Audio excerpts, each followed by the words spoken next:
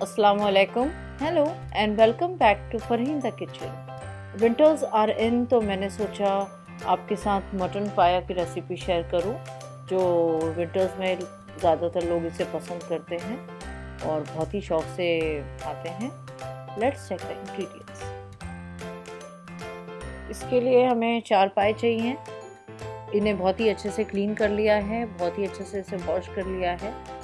1 big onion का paste बनाया है गोल्डन ब्राउन करके, प्याज को बिरान करके। 2 मीडियम साइज़ की अनियन को पेस्ट बनाया है, उसमें 3 टेबलस्पून कोरिएंडर पाउडर भी ग्राइंड कर लिया है। 1 tablespoon red chili powder, half teaspoon turmeric powder, 1 tablespoon ginger paste, उसी में कुछ ग्रीन चिलीज भी ग्राइंड कर ली थी। 1 tablespoon garlic paste, 2 bay leaf, coriander leaves, salt according to your taste, 1 tablespoon garam masala powder और 4 हरी इलायची। अब सबसे फर्स्ट स्टेप हम इसका स्टार्ट करते हैं। अब हम पहले इन मटन ट्रॉटर्स को बॉईल कर लेंगे। इसमें मैंने 2 बड़े ग्लास वाटर लिया है, उसमें ताकि अच्छे से सोक हो जाएं, और उसमें सॉल्ट ऐड करें आप, और थोड़ा सा जिंजर पेस्ट और गार्लिक पेस्ट भी ऐड करें। इसे अच्छे से मिक्स कर लें और अब हम इसे प्रेशर कुक करेंगे फॉर 20 मिनट्स। फर्स्ट विसल आते ही हम फ्लेम को लो कर देंगे और 20 मिनट्स के लिए। उसके बाद स्टीम भी हम उसी में छोड़ देंगे, स्टीम हम नेचुरली रिलीज होने देंगे। और 2 बड़े चम्मच ऑयल गरम कर लिया है, उसमें मैंने ग्रीन इलायची ऐड की है। जो वो ऑयल हम वही वाला यूज़ करेंगे जिसमें हमने प्याज को ब्राउन किया था। ये अच्छे से फ्राई हो जाए तो 2 बे लीफ जो हमने ली है वो ऐड करेंगे। अब बे लीफ भी अच्छे से फ्राई हो चुकी है। अब इसमें जो कोरिएंडर पेस्ट हमने बनाया था, अनियन पेस्ट, वो ऐड करेंगे, और जिंजर गार्लिक पेस्ट भी, और चिली पाउडर और टर्मरिक भी। सिर्फ हम अभी ब्राउन पेस्ट अभी ऐड नहीं करेंगे, और गरम मसाला।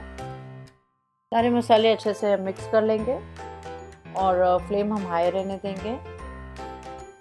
इसे अच्छे से हमें भूनना है ऑयल सेपरेट होने तक।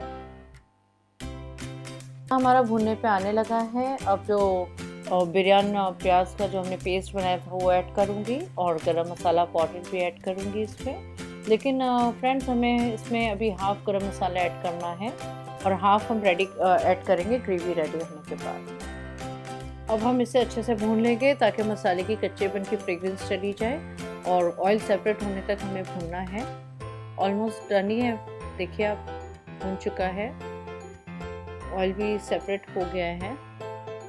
अब हमारी ग्रेवी रेडी है पाए में मिक्स होने के लिए। मैंने पाए मिक्स कर लिए हैं मसाले में, और अब मैंने इसमें गरम मसाला पाउडर ऐड किया है और कोरिएंडर लीव्स भी। इसे डाल के भी हम अच्छे से मिक्स कर लेंगे, और हमें फ्लेम इस टाइम पे लो रखना है। लो फ्लेम पे हमें इसे कुक करना है फॉर 5 to 10 मिनट्स, ताकि पाए में अच्छा टेस्ट आ जाए, मसाले का अच्छा सा फ्लेवर आ जाए। और हमें देखिए कंसिस्टेंसी इसकी इतनी रखना है ताकि 5-10 मिनट से अच्छे से स्लो फ्लेम पे कुक हो जाए।